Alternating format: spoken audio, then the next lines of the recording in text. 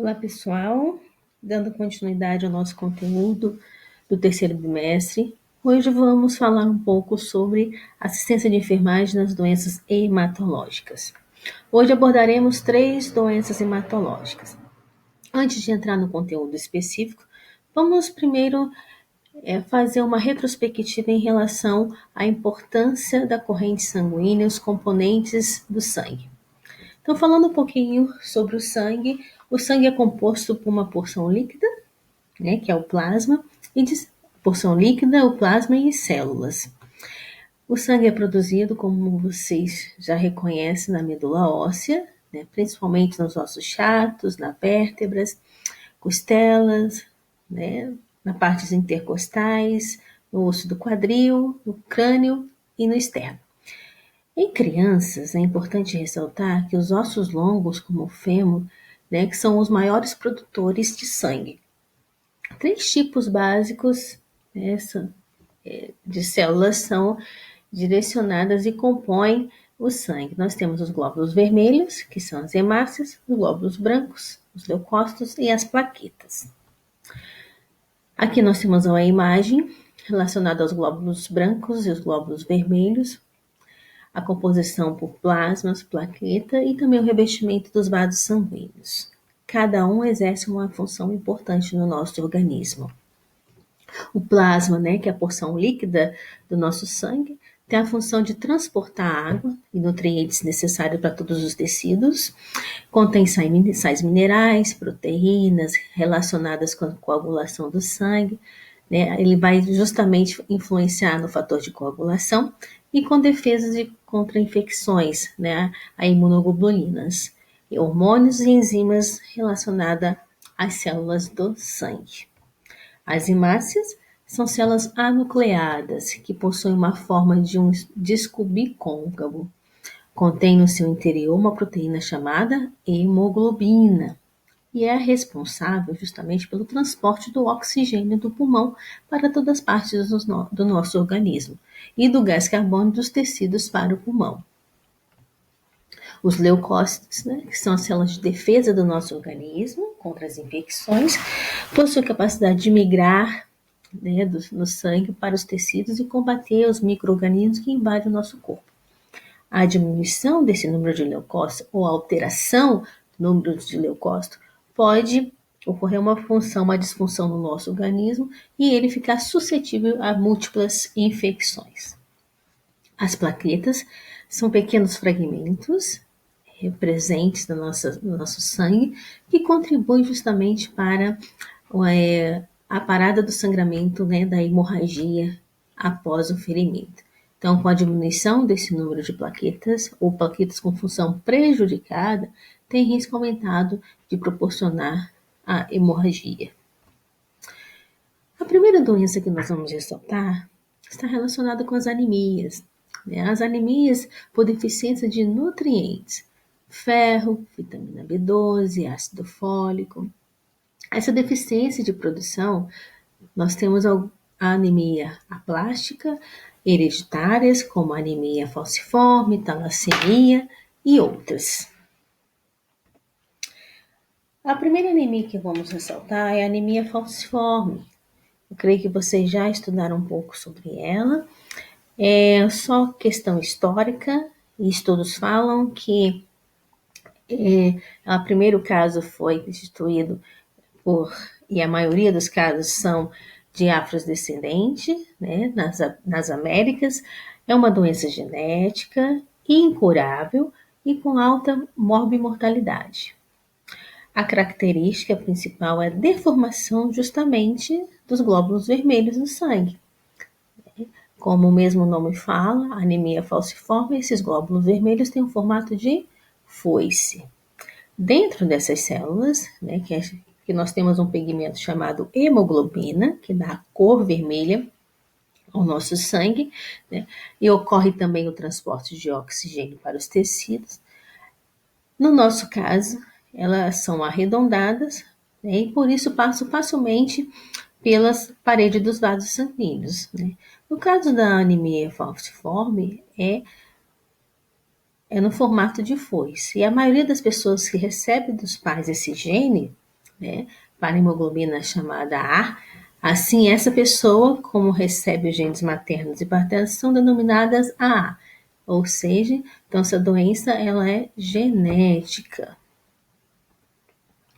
As pessoas com anemia falciforme recebem dos pais esse gene com a hemoglobina conhecida como hemoglobina S, ou seja, elas são SS. Diminui o oxigênio da circulação, né? Os glóbulos vermelhos são a hemoglobina S, podem ficar em forma de meia-lua, em formato de foice, como eu já ressaltei. Então, ele perde um pouco da mobilidade e a flexibilidade em relação, e ficam mais rígidos, né? Por esse motivo, tem a dificuldade entre ser transportados através do vaso sanguíneo, formando um aglomerado de glóbulos vermelhos que impede muitas das vezes a circulação, tanto de nutrientes como também de oxigênio. Então, nós temos aqui a forma, né, a forma arredondada relacionada aos glóbulos vermelhos e a forma em formato de foice relacionada à anemia falciforme. O esquema genético, como foi mencionado, traço de anemia falciforme, né? O gene vem do pai e da mãe, né? Então, é relacionado 25% do pai e 25% da mãe, quando vem somente 25% do pai, aí fica sem doença. Quando o traço, a anemia falciforme, uma parte de 25%, né, o gene normal e o gene alterado se compõem, ele tem um traço falciforme, né, e isso correspondente também ao aparecimento e à confirmação do gene alterado quando se identifica 25% da mãe e 25% do pai, né, que dá em torno de 50% essa junção, confirmando ali essa anemia falciforme presente no usuário, no cliente paciente. Os sinais e sintomas, nós temos as crises dolorosas, né, causa algia constante, principalmente algias ósseas, musculares e também nas articulações, em razão justamente dessa oclusão, né, a redução desse fluxo sanguíneo, onde leva nutrientes, onde leva a oxigenação para os tecidos, leva também ao aparecimento de palidez, cansaço fácil, né, quando ele não consegue fazer as atividades dele diária, né, tem cansaço repentino, por causa da redução desse oxigênio circulante, pode levar a icterícia, justamente pelo excesso de bilirrubina no sistema circulatório, resultante da destruição rápida dos glóbulos vermelhos. Nos adolescentes, né, na adolescência, pode ocorrer sequestro esplênico, né, que ocorre a palidez intensa, aumento do baço, desmaio, retenção de grande volume de sangue, né, no baço. Pode ocorrer retardo no crescimento e maturação sexual pela presença dessa anemia, infecções constantes, interferência na produção hormonal. Ocorre úlcera, aparecimento de lesões de úlceras, sobretudo em membros inferiores, geralmente se inicia na adolescência e tende a se tornar crônica, né, em reação da viscosidade do sangue e justamente pela falta desses nutrientes no organismo. Então, essa anemia falciforme, nós temos algumas identificações relacionadas à taquitelite, né, que é justamente uma inflamação nas articulações em membros inferiores e superiores, né, principalmente nas articulações no membros superiores, que fica visível, o paciente, nesse caso, sente algias constantes e muitas vezes perde o movimento, principalmente relacionado ao membro superior, de movimento de abrir e fechar a mão. O sequestro esplênico, que é identificado desde a criança até o adolescente, que é o aumento justamente do baço. Em algumas situações pode levar ao AVC, né, se não diagnosticada a tempo, né, que eu vou falar um pouquinho sobre o diagnóstico, e também se não tratar esses sinais e sintomas para ter uma qualidade de vida, e É propensa a ter infecções constantes e infecções graves. O diagnóstico ele é um diagnóstico neonatal, né? É um diagnóstico que é utilizado através da triagem neonatal, que é um conjunto de exames relacionado à coleta de sangue que se faz em bebês nas primeiras 24 horas, né? É a amostra de sangue através da puntura, né, que é realizada no calcânio, e popularmente é conhecido como teste do pezinho. No Brasil, a triagem neonatal está implantada há alguns anos, né? E no ano de 2001, o governo federal incluiu a doença falciforme, fibrose cística, deficiência de biotinidase e a hiperplasia adrenal, para justamente identificar a patologia o mais precoce possível.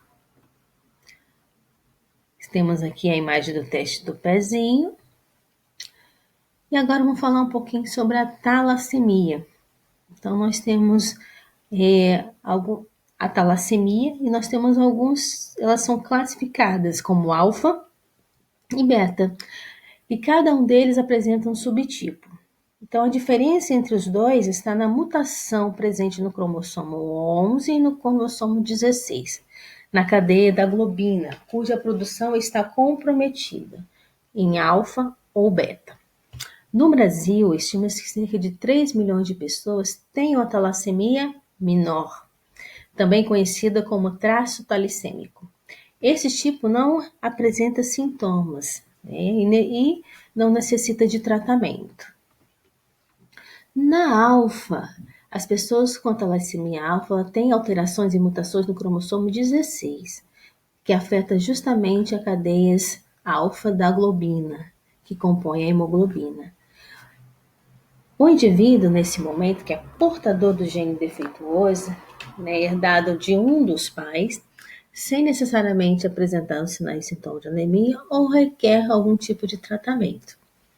Em algumas pessoas com talassemia, nas quais a mutação é leve e afeta apenas ligeiramente a produção de globina, é observada uma leve anemia. Situação essa que é acompanhada e pode proporcionar cirurgias, acompanhada em certas situações, tais como cirurgias, gravidez e idade avançada. Os sinais e sintomas, nós temos a fadiga, a deformação óssea, a hepatomegalia, justamente pela funcionalidade estar comprometida, destruindo as hemácias velhas, né? O fígado vai trabalhar muito mais ali para essa destruição. E observação da hidropises fetalis, né? Que é um caso raro, que leva justamente a óbito do feto ainda no útero. A talassemia, nós temos a célula normal e a célula com deformidade relacionada à talassemia. Vocês observam que tem a mesma, bem parecido com a característica das células de anemia falciforme, porém com formato mais quadrado, né? E a anemia falciforme nós temos um formato de foice, né? Corrigindo essa deformação, o que acontece no organismo? Compromete também a nutrição desse organismo, a levar a oxigenação para todos os sistemas. A talassemia beta, né, são bem frequentes no Brasil, né? E é a mutação no cromossomo 11. Ela é classificada como talassemia menor, também conhecida como traço talissêmico ou talassêmico. Essa pessoa apresenta apenas a herança genética da talassemia, provindo do pai ou da mãe. Ocorre uma leve anemia, que pode perdurar por toda a vida, mas não traz prejuízo significativo ao organismo e nem requer tratamento. A maior, conhecida como anemia mediterrânea ou anemia de Cooley, a talassemia maior é o tipo mais grave da doença, sem tratamento apropriado. A pessoa que está com essa forma de talassemia herdada, tanto do pai como pela da mãe, desenvolve anemia severa. modificações orgânicas e tóxicas, sérias complicações de saúde até a morte. Aqui nós temos em relação ao fator genético, como que se atribui pais portadores de talassemia menor ou traço talissêmico, então em torno de 25%, né, recebimento do pai e da mãe, é comprovado o traço talissêmico. Recebimento do pai e da mãe, 25%, talassemia menor. 25% recebendo do talassemia major, ou seja, tanto o pai e a mãe, quando é confirmado a talassemia, é confirmado o quadro de talassemia major, quando é respectivo gene, recebido o gene tanto do pai quanto da mãe.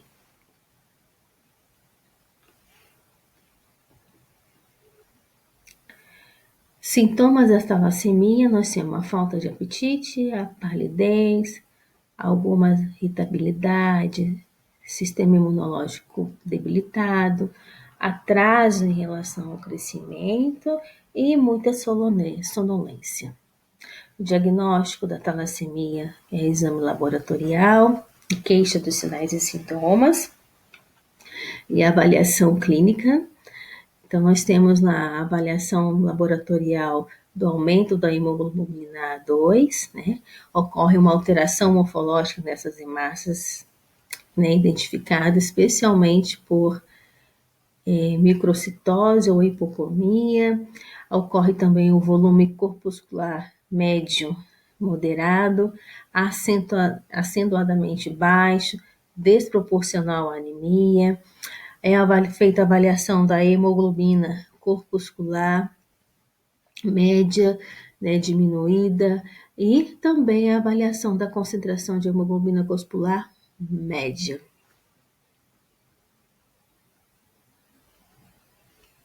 O tratamento. Tratamento, nós temos tratamento da sobrecarga de ferro, é utilizado medicamentos quelantes do ferro, né? Tem um protocolo para atendimento a esse portador de talassemia, onde é utilizada, esse paciente recebe um instrumento onde é avaliado através da anamnese se é a primeira vez que ele vai receber essa medicação. Temos as dosagens corretas e as miligramas para esse paciente. Então, tem o protocolo da primeira medicação, o protocolo gestacional e o protocolo de doses contínuas. Um detalhe importante é quando suspender aquela ação de ferro. Nós temos alguns critérios e padronização para essa avaliação. Está relacionada com a ferritina, o nível de ferritina sérica, maior ou superior a 500. Observar a sobrecarga de ferro também, para não ter comprometimento relacionado ao sistema cardíaco e hepático. Observar também a ressonância nuclear magnética, né, por T12, que é a avaliação da sobrecarga de ferro justamente no sistema cardíaco e hepático.